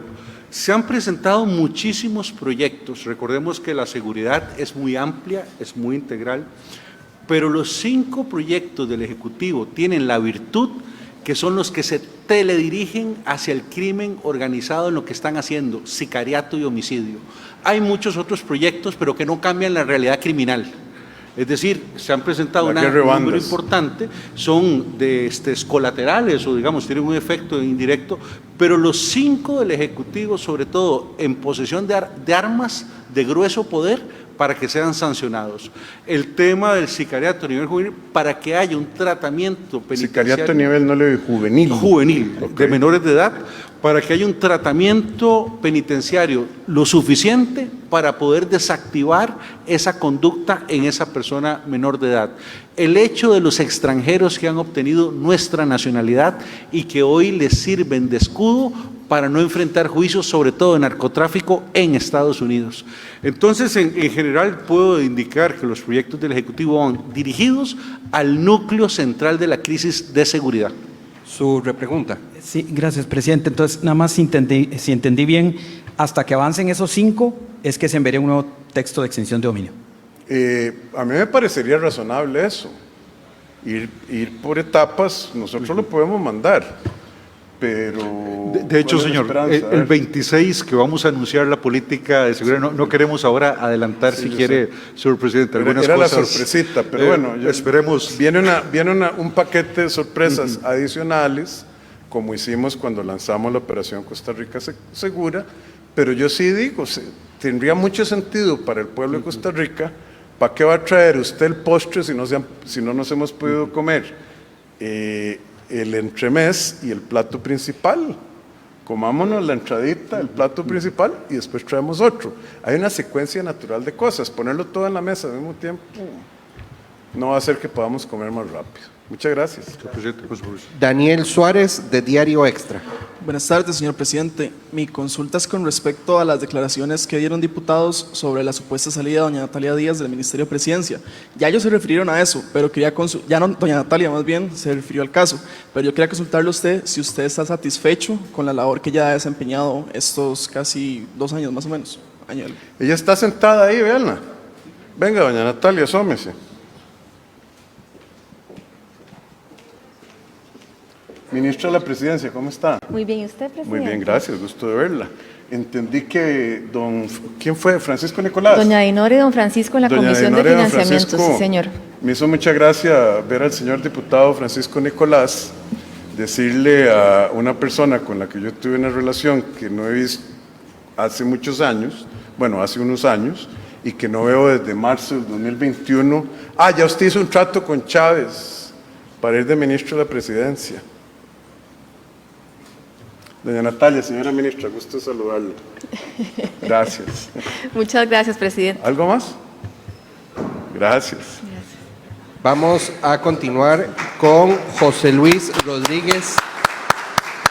José Luis Rodríguez, de Trivisión. Buenas tardes, don Rodrigo, ¿cómo le va? Hola, don José Luis. Bien. Don Rodrigo, hoy vi una información en un medio nacional en la cual dice que se le dio el permiso a dos autobuseras, 2 empresas de buses, que lo que tiene que ver con los migrantes, sin que mediara un concurso para el transporte de los migrantes. Quería saber su opinión al respecto. No sé si leyó el reportaje o no. ¿En qué periódico salió? ¿En La Nación? Sí, señor. No, yo no veo La Nación, pero sí me contaron que en primera página la noticia era: Chávez da servicio a 2 empresas sin concurso. Dice, Chávez le echó leche al café ayer. Es igual de relevante, porque la ley no permitiría un concurso en ese sentido. Venga, señor ministro, y tal vez don Alejandro, no permite un concurso porque no se trata de una línea, una ruta específica que se otorgó por concesión. Eso es para ayudarle a los pueblos de Paso Canoas y al mismo San José y a la vez ayudar a los migrantes a mantener el orden. Los buses panameños llegan al CATEM, ahí atendemos a la gente por poquito tiempo y véngase para continúe su camino sin quedarse en Paso Canoa, sin las cosas que nosotros vimos y que el pueblo de Paso Canoas protestó y nos cerraron la frontera. Entonces, ¿se puede hacer una licitación en ese servicio? ¿O era indispensable hacerlo en precario? ¿O como lo hicimos, señor Luis Amador? Hay dos momentos, ¿verdad? Hay un momento en el que hay una declaratoria de emergencia y hay un momento previo a la declaratoria de emergencia. Y hay que ser claro, los migrantes quieren pasar de frontera a frontera. A ellos no les interesa quedarse. Antes de la declaratoria de emergencia se da un servicio en el cual se permite que el operador actual incremente para que pueda movilizar y se hace una coordinación, pero después nos damos cuenta de las diferentes cosas que hay que hacer para perfeccionar el sistema, como dice don Rodrigo, tener el CATEM para que ahí se pueda hacer el transbordo, etcétera. Una vez que está la declaratoria de emergencia se afina todo y se hace la movilización como se está dando en este momento. No sé, Alejandro, si vos querés adicionar algo. Vamos a ver, la pregunta es, ¿se pudo haber hecho un concurso como una licitación de una ruta específica? Que es un poco lo que ese, ¿cuál me dijo? ¿La Nación es? La Nación. Ah, sí, bueno. Las licitaciones en este país duran años, hay apelaciones, se va a la corte y tenemos una, no sé si llamarlo crisis humanitaria o cuál es el descalificativo mejor, que no puede esperar para eso y que hay que usar lo que se tiene en este momento ya para poder canalizar los flujos de migrantes y poder lograr que pasen de frontera a frontera sin detenerse en el centro de la capital. Además, ¿quién paga el servicio? El migrante. Exactamente. Es un servicio privado. Pero no, hagamos una licitación, publíquelo en el SICOP, reciba 4 meses las ofertas, 2 meses de revisión, 6 meses de apelación y mientras tanto que Paso Canoas y esos pueblos sufran, que se nos salga esa gente del control del gobierno y nos cierran la frontera, etcétera. Es el morbo lo que quieren crear. Bueno, ahí veamos los porcentajes de credibilidad de ese periódico, están en la encuesta de la Universidad de Costa Rica y usted lo publicó hoy, señor ministro, alguna nota. ¿Qué porcentaje de la gente le cree a ese periódico? No, pero en la encuesta sí. Ah, yo creí que sí. Bueno, eso es todo, no sé. Por eso un poquito en sorna digo, Chávez le echó café al café, le echó agua, leche al café y había que hacerlo, se hizo bajo la ley. ¿Cierto o no, don Alejandro? Así es. Ok, nada más. Continuamos ahora con medios regionales presenciales con Alan Jara de Noticias Alan Jara. Buenas tardes, señor presidente, y buenas tardes a toda la audiencia, a todas las personas que siguen la conferencia. Presidente, vengo a tratar de hacer algo por el deporte de San Carlos, específicamente por el fútbol, y es que la Asociación Deportiva San Carlos vive probablemente la situación más difícil a nivel económico en toda su historia, 58 años creo de fundación. Se ahoga en deudas, están intentando la administración actual hacer los arreglos de pago necesarios para que el equipo no desaparezca, porque es una realidad. Podría desaparecer próximamente, inclusive podría no jugar el próximo torneo, el equipo de primera división. Es una deuda millonaria que hay con la Caja Costarricense de Seguro Social, son cerca de 1.000 millones de colones.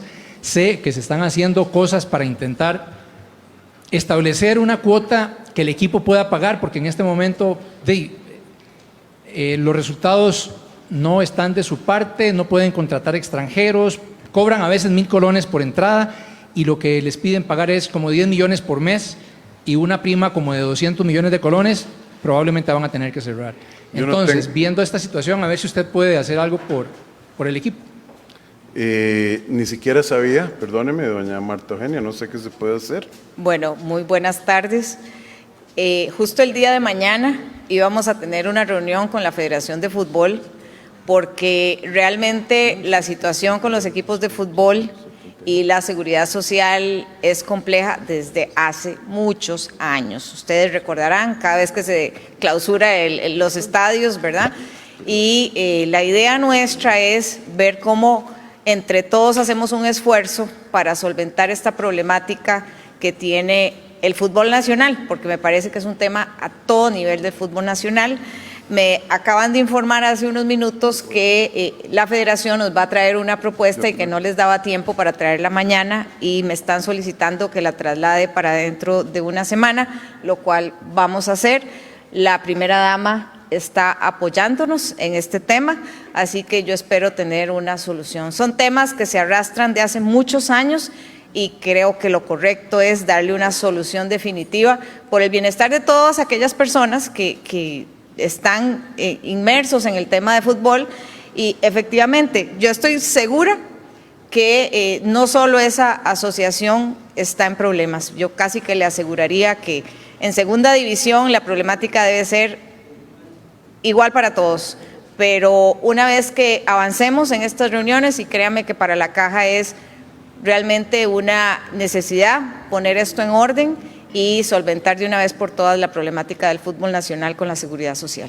Su repregunta. Claro, sería necesario entonces una reforma a la ley, porque como usted dice, los equipos de fútbol lo han vivido en otros momentos, ahora le toca a San Carlos, sería una reforma propiamente en el seno de las autoridades de la Caja propiamente, tiene que reformarse la ley. Sería interesante ver sentados en una misma mesa a la ministra de la Presidencia, al ministro del Deporte, a usted, señor presidente, para intentar... Yo creo, don Alan, primero denos la oportunidad de ver con todas estas, el tema de la condonación de deudas, prescripción, el tema de la condonación de facturas médicas, qué podemos hacer y cómo podemos llegar a una negociación saludable para todos.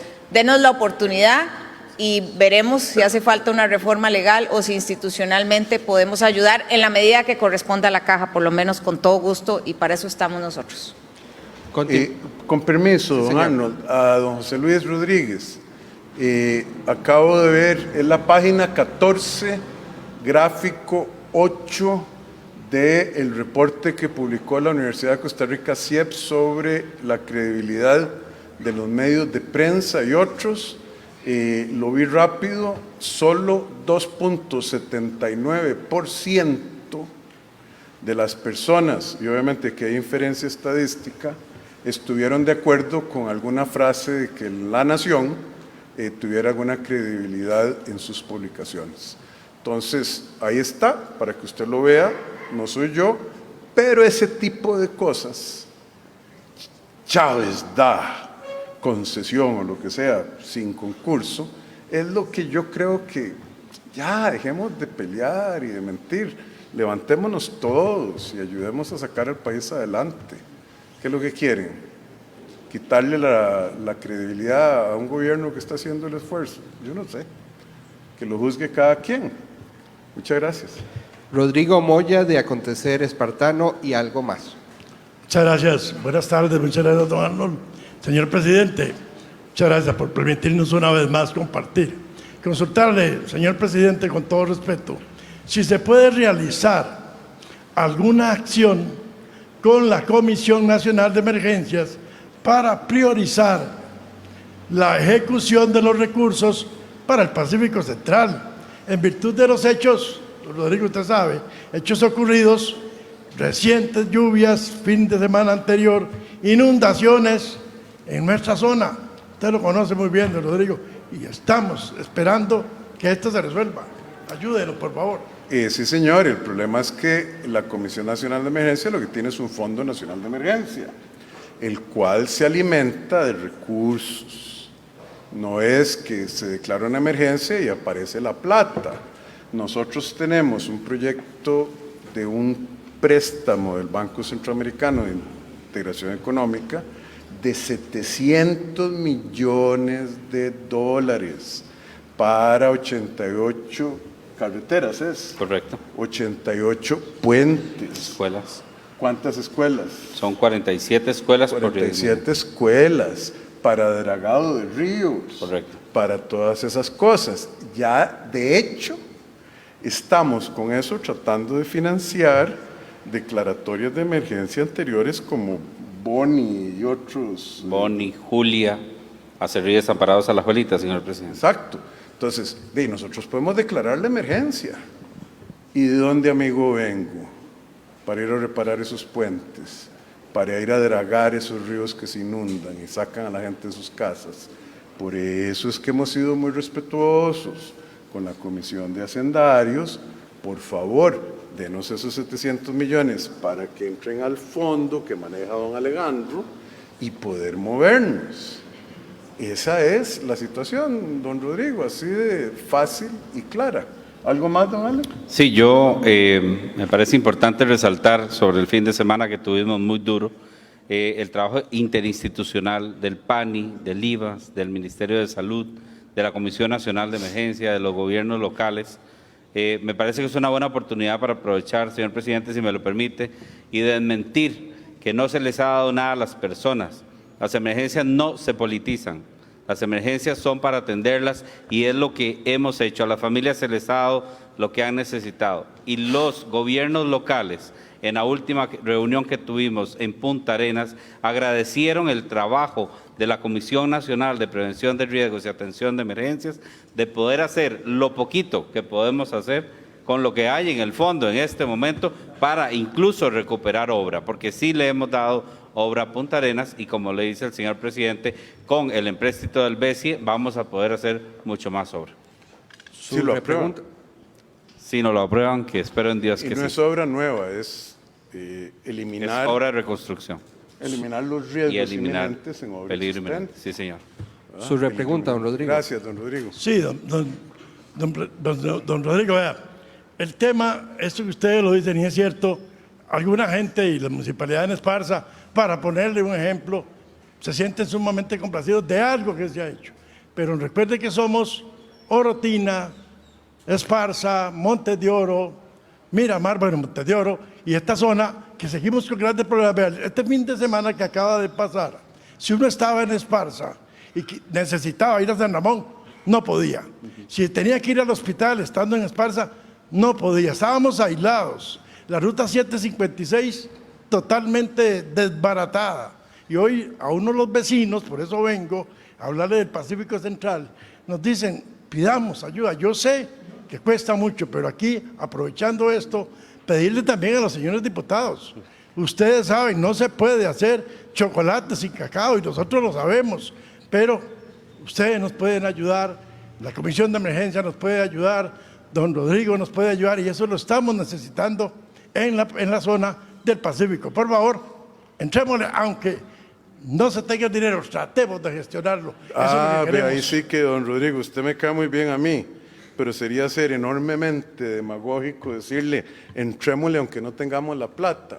¿Cuánto nos costó arreglar Cambronero con el deslizamiento que mató, que causó tragedias? Usted lo ha visto, ya eso quedó arreglado rápido y bien. Entonces usted me dice, entrémosle aunque no haya plata. Vea, don Rodrigo, es muy fácil. Nosotros, no es muy fácil, es simple de entender. Yo no sé por qué eso nos ha dificultado tanto.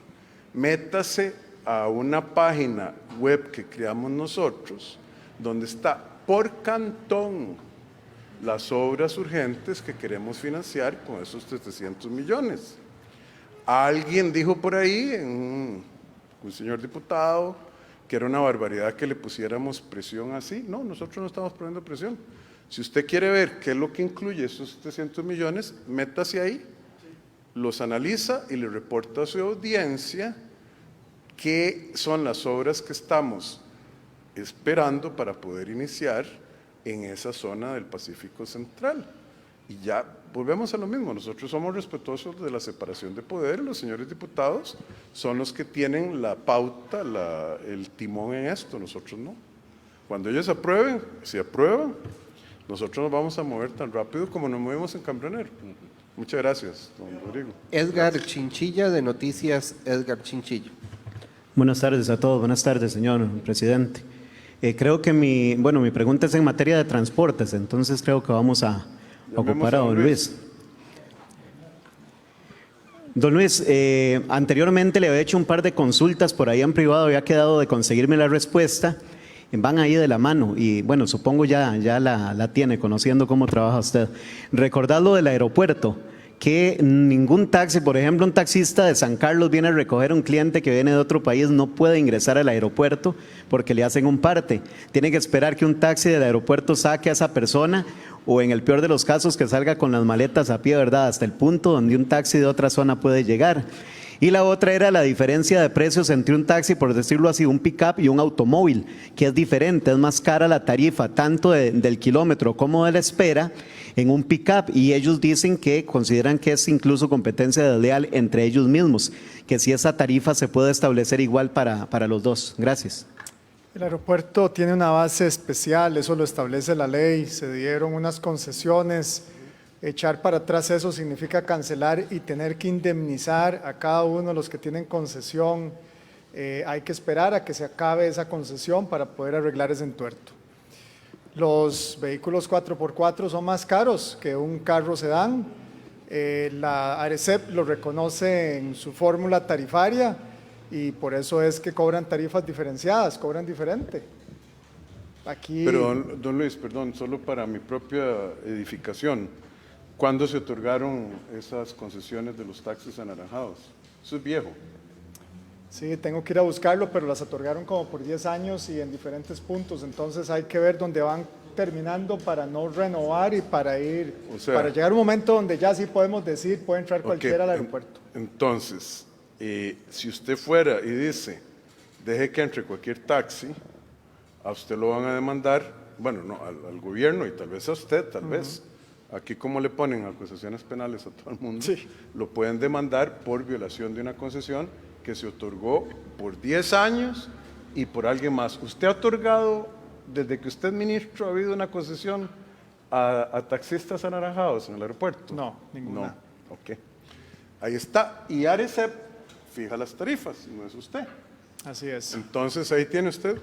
Perdón, señor, esto es un contrato viejo firmado.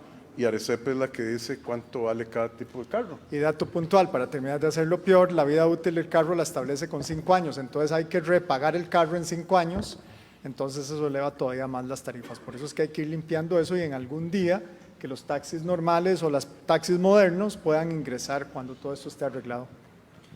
Su repregunta. Sí, no, con respecto a las tarifas, es que sobre todo en zona rural, el vehículo pick-up se utilizaba mucho en caminos malos, donde el automóvil no ingresaba. Pero ahora caminos malos casi no hay, ¿verdad? Casi a todo lado ingresa un automóvil. Era el tema, ¿verdad? Por eso ahora la gente prefiere subirse en un automóvil que en un pick-up, porque ahí sale más barato y ingresa a cualquier lugar. Entonces era lo que los taxistas me planteaban, ¿verdad? Sentimos que es una competencia desleal, que sí esto se podría arreglar en algún momento. Y sí es una tarifa vieja también. Sí, esos son concesiones viejas que están corriendo, donde la ARECEP establece cómo se paga y se calcula con base en el tipo de vehículo y el costo del vehículo. Vaya, saque usted, no quiero decir marca de un carro, pero uno de esos carros grandes 4x4, o vaya saque un sedán más pequeño, es la diferencia de precios, la tiene que pagar en tarifa.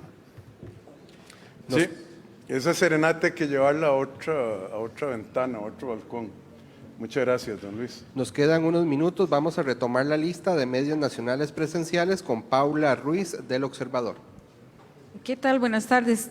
Don Rodrigo, ayer escuchábamos la opinión de algunos ministros, pero quiero conocer la suya con respecto de la decisión que se conoció ayer de excluir a Costa Rica de la lista gris de países no cooperantes en materia fiscal. Vea, pongámosle a la gente qué fue lo que pasó. Ahí la Unión Europea tiene 2 listas. Una lista que se llama el anexo 1, que es la lista negra, la lista número 2, y el anexo 2, que es la lista gris. A Costa Rica y para salirse de las 2 listas se ocupan 2 cosas.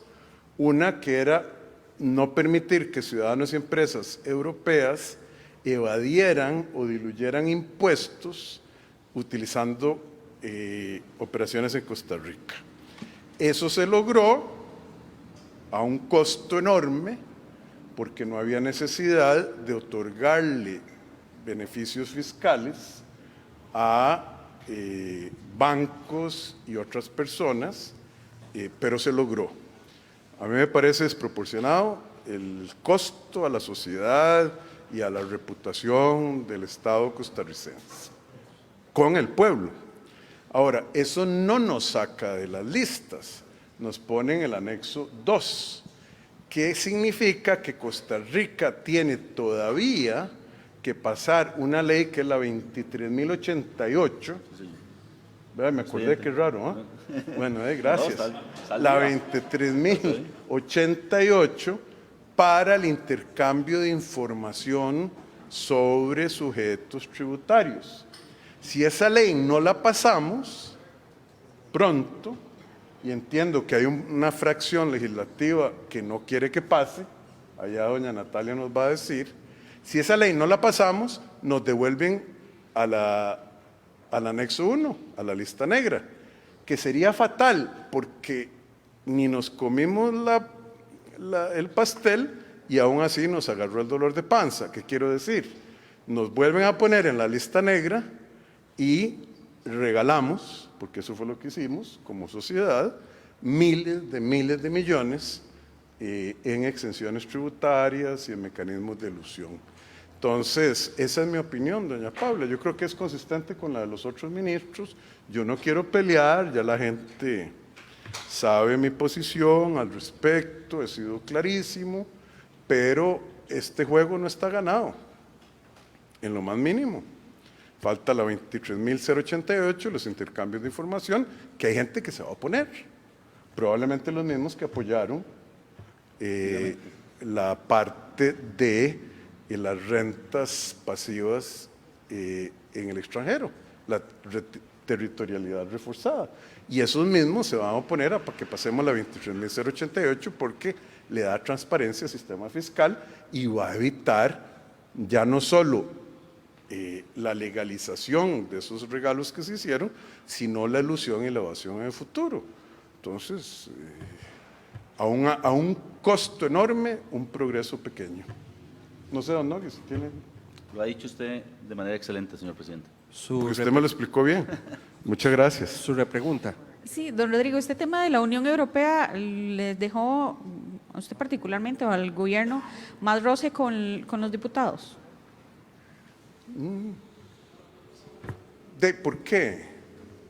No entiendo. Nosotros hemos dicho lo que pensamos, respetamos la separación de poderes.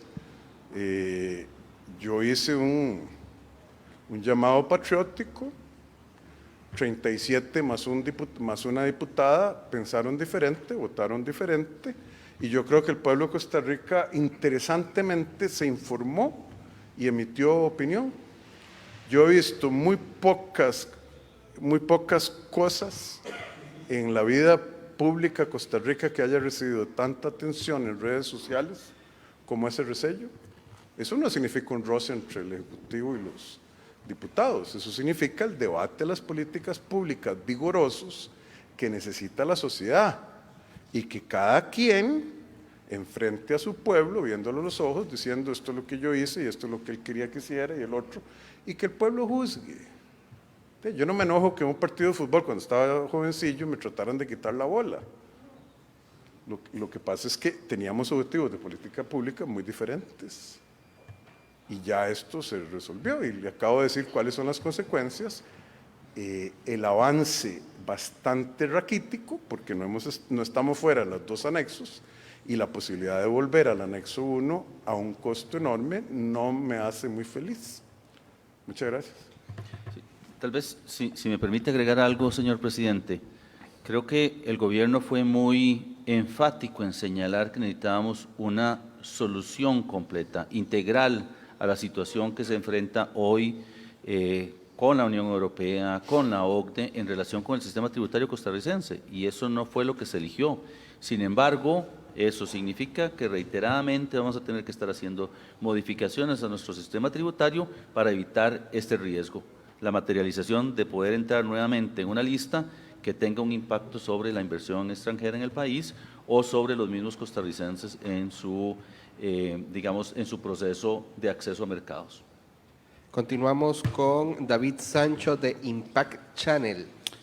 Presidente, buenas... Perdón, esta es la última, porque tenemos Consejo de Gobierno, ¿no? Sí, señor, nos quedan 4 minutos con 13 segundos. Ah, ahí tenemos. Perfecto, muchas gracias. Presidente, Adelante. buenas tardes. Presidente, ayer prácticamente todas las organizaciones sindicales del país y representantes de las universidades públicas convocaron una gran marcha, esto en contra de su gobierno. Yo quisiera saber sus impresiones, presidente, también, pese a que muchas personas también están a favor de su mandato.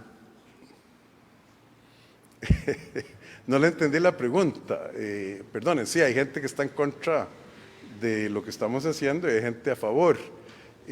Sí, entiendo que hay una convocatoria para el 25 de octubre.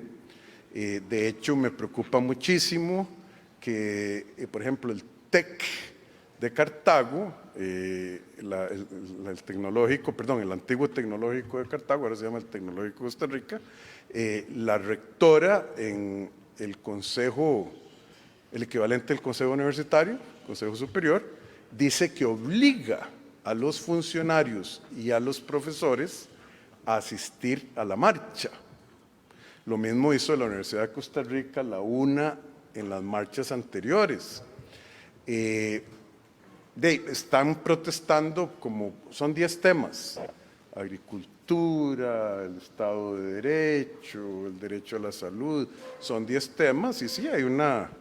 están llamando muchos sindicatos, la NEP, el SEC, la ANDE, las universidades, a otra marcha, que se manifiesten. A mí nadie me ha pedido una cita para discutir nada.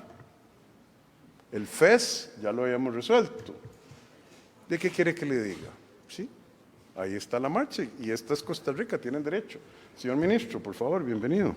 Gracias, presidente. Sí, bueno, como ha indicado el presidente, pues en este país que se pueda manifestar la ciudadanía es algo totalmente normal. Ojalá sea un proceso pacífico en el cual no haya afectación ni de servicios públicos, ni del sistema educativo, ni de bloqueos en la calle, porque ya eso no es pacífico. Vemos con preocupación que una vez más se esté obligando a funcionarios públicos a participar de la marcha, y de hecho no sé si tenemos el video de esa sesión del Consejo Universitario del Tecnológico donde obligan a sus profesores y a sus administrativos a participar, estén o no estén a favor del movimiento. Eso sí tiene algunas implicaciones sobre la libertad de la persona de escoger y eso sí representa un riesgo para la democracia costarricense. Corran el video, por favor. ¿Hay un video? Sí, señor. Ah, bueno.